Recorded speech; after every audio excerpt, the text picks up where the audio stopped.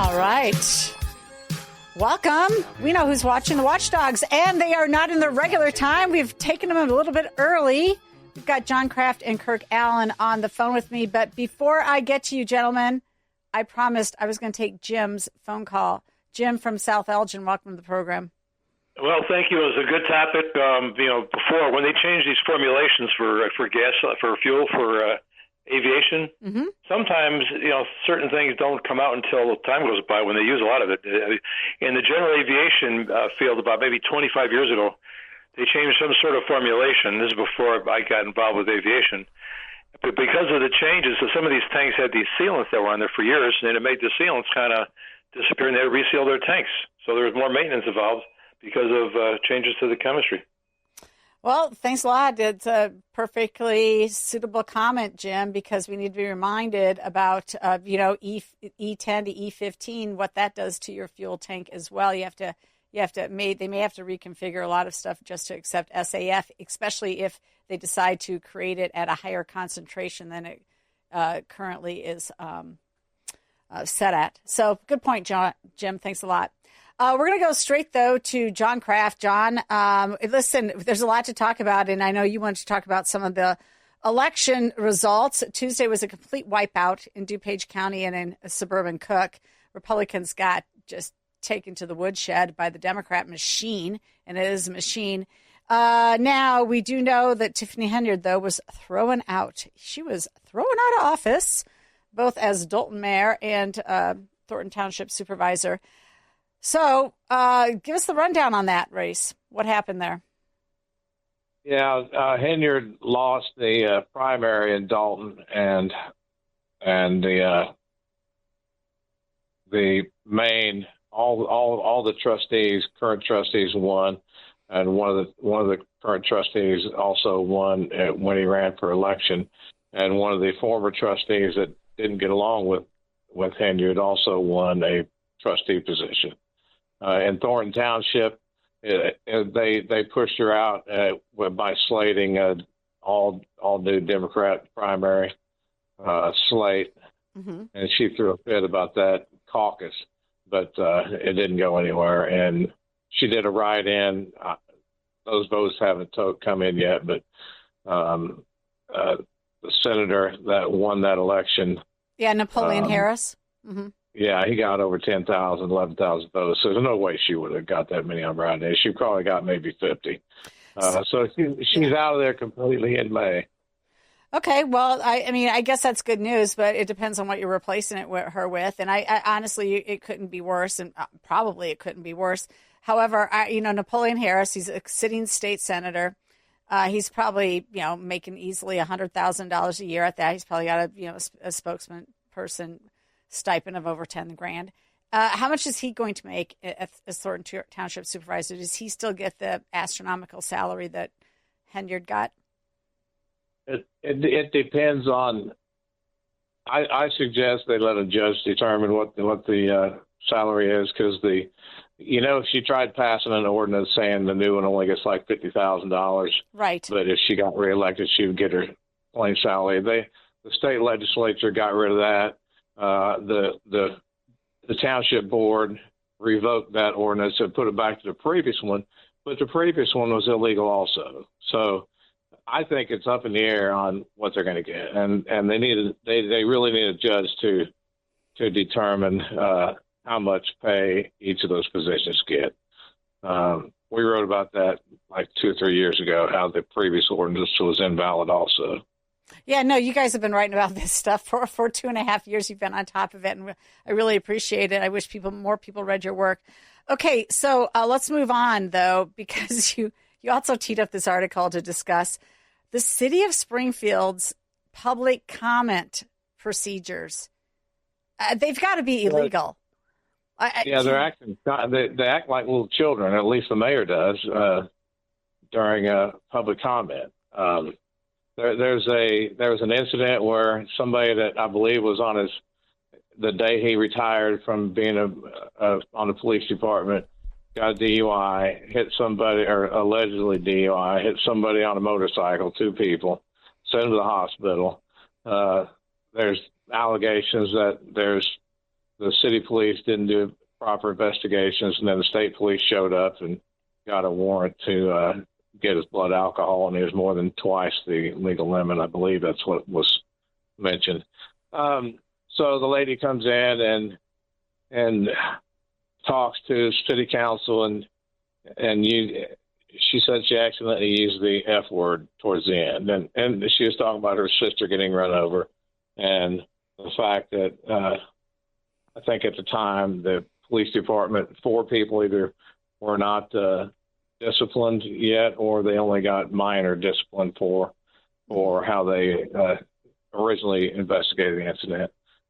So, what they're doing, they told her a letter and told her that she was restricted during public comment for 30 days.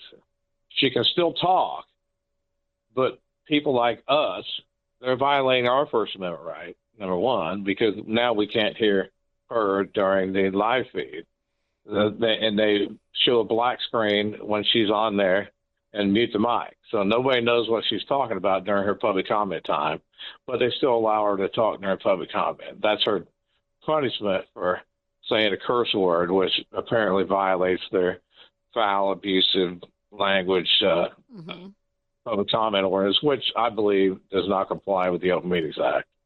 They do other things like you have to go ahead of time. They want you to approve, what hats or shirts you wear and what QR codes. They want to approve your clothing in order to go into the public meeting ahead of time.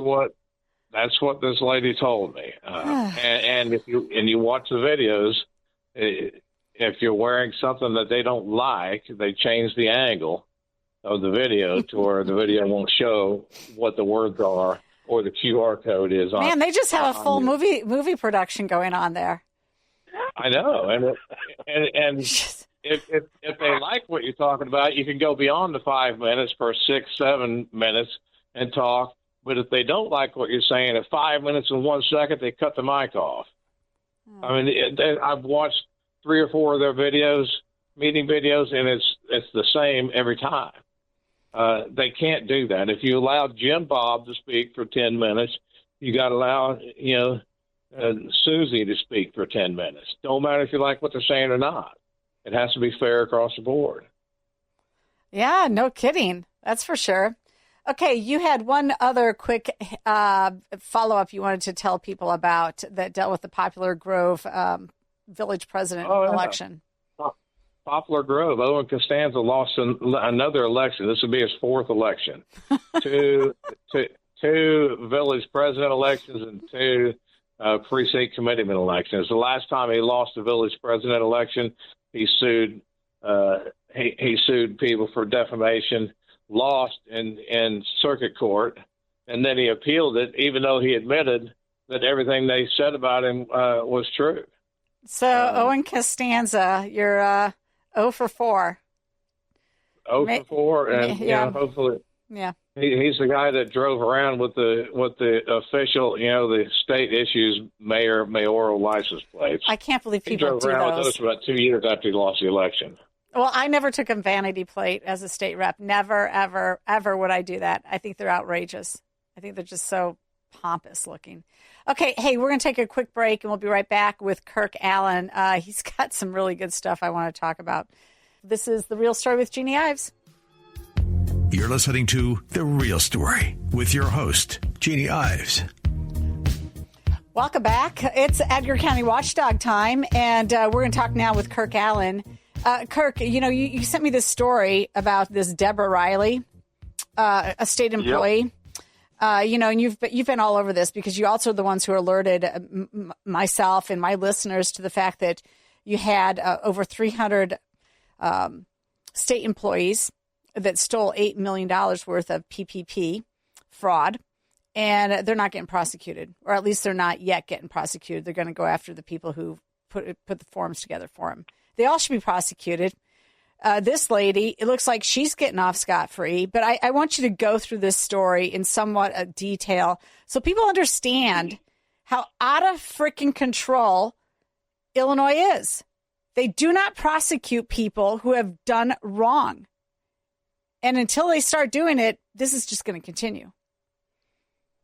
Well, thanks for having me, Jeannie. And I think the key on this one is to start back in 2022 when this woman was hired to be the Windsor, Illinois attorney, small city in Shelby County, small village in Shelby County.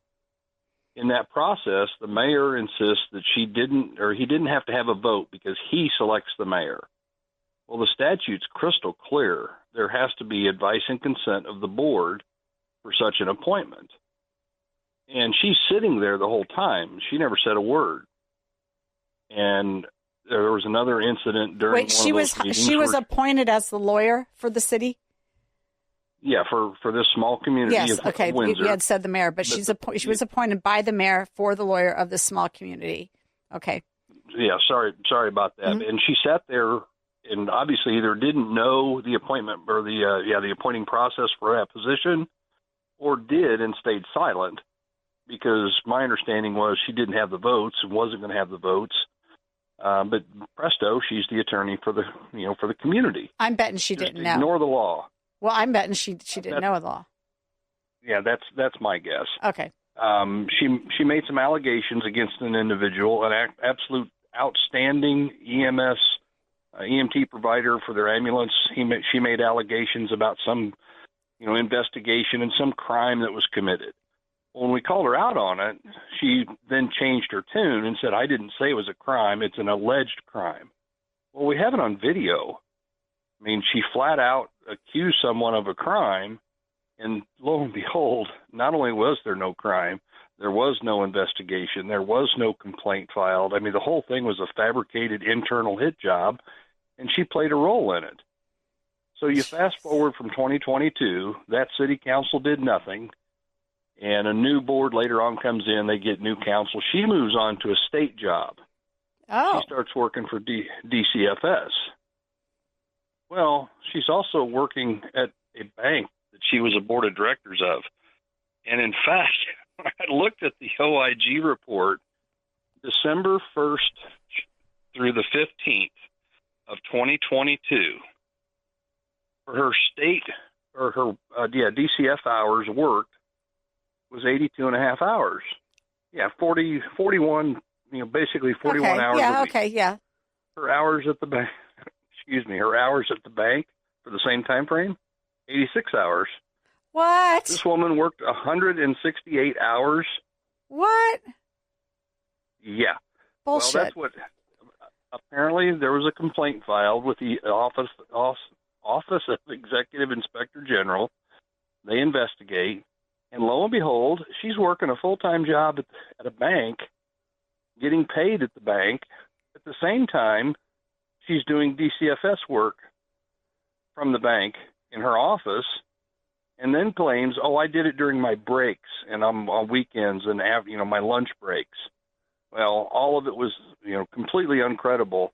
But the ironic part, after they bust her out, she ends up losing her job.